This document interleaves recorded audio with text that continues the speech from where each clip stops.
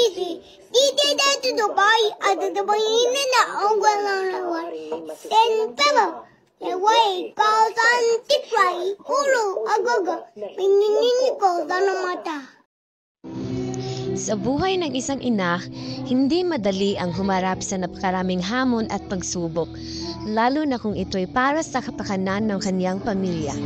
Narito ang kwento ng isang ina na minsang nawala ng pag-asa dahil sa bigat ng mga suliranin na kanyang kinaharap. Subalit sa kabila ng lahat ng ito, natagpuan niya ang kalakasan sa Panginoon, ang nagbibigay ng pag-asa at lakas upang magpatuloy. Sa tulong ng kanyang makapangyarihang kamay, nagtagumpay siya sa lahat ng mga balakid at naging inspirasyon hindi lamang sa kanyang mga anak, kundi sa ibang mga ina rin. Isang halimbawa ng tibay, pagmamahal at pananampalataya, siya'y naging tagapagpaalala na kahit gaano man kahirap ang buhay, hindi tayo dapat sumuko. Narito ang kanyang kwento na sumasalamin sa tunay na kahulugan ng pag-asa o hope.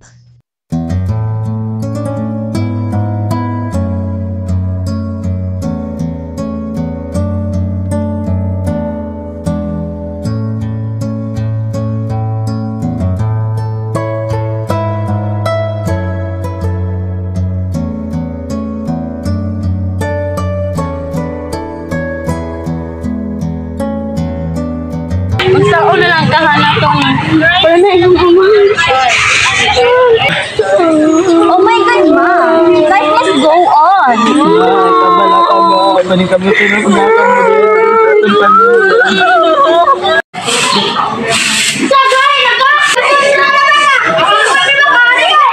Nausa naman pa akong mga anak!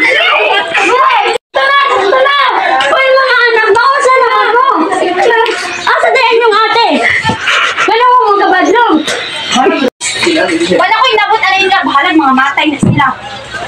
Nakasa na mapod ka! Wala! Di na ako sige. Nausa naman inyong ate. Di naman ako ba nga inahan? Kala ba yung nalungag?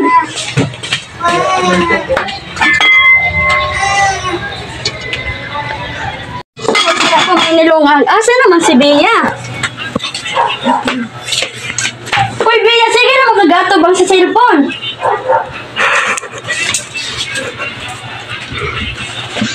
Ang tabahan ko sa kukunaan. Luya pag kisa kong anak. Juben, asa naman yung kuya? Ako na ako yung pangatano. Ano ba may uli-uli? Oo, kabalo ma. Mag-asa na lang ko ano. Pito ko mawad alang paglaong minuto.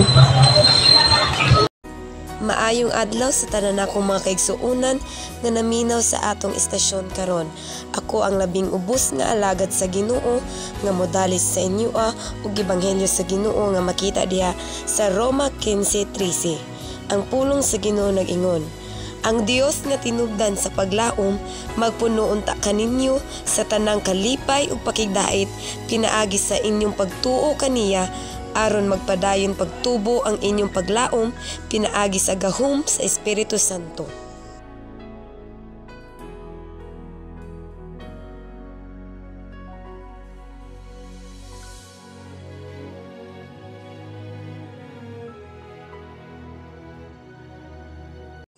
Ngunit, hindi pa dito natatapos ang problema ni Shane.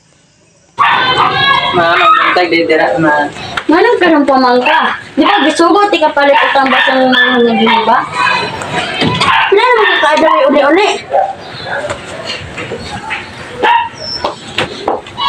Saan po ng bahay na imong gidala? Ma, pasaylo adjud kay ko ma. Nakapaburos ko. Tapos gipalaya siya sa ginikanan. Ngano ako siyang gidala diri kay gipalayas siya.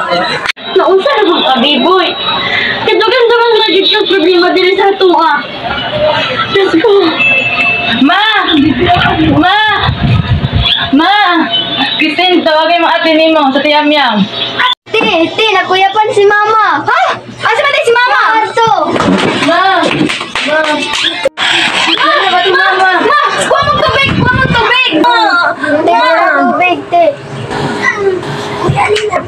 Ma! matubig.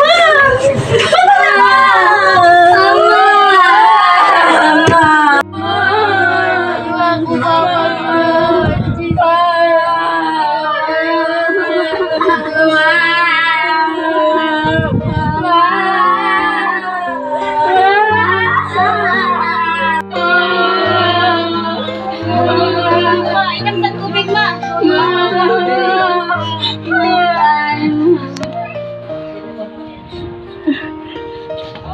Ma, salamat sa Ginoo ma. Tulungan niya ako nga pag-ampo. Kasaluan dito ninyo, mga anak ko ng kulang ko. Isip ninyo. Ma, huwag mo ka nagkulang, ma. Kami ang nagkulang, ma. Ma, ang paningkamutan mga ako ang diri nga isip nga papadre nga ako maghandas ako maigsoon. Ma, sorry kaya ma kung binubuhay, ma.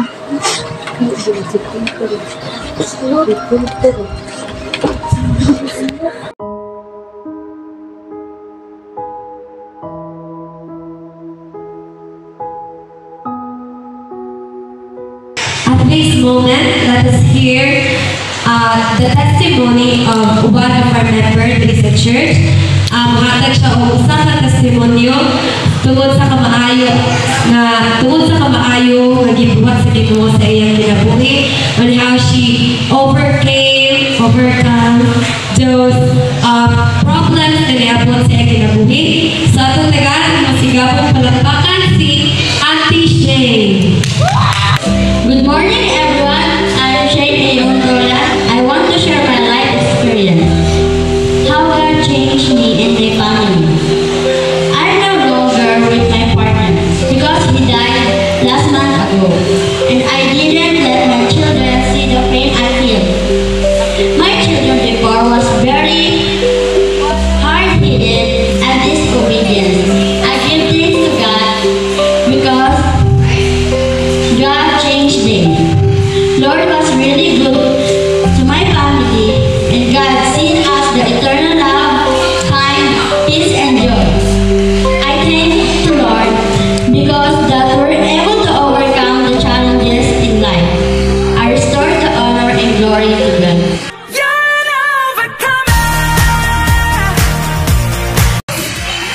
Alright, so si Shane, usa siya ka-example nga atong sumbanan. Usa siya ka-ehemplo nga nagpakita og hope where naka-overcome siya o dili kinay pinaagi sa iyang kaugalingon nga pagpaningkamot batungod kini sa Ginoo.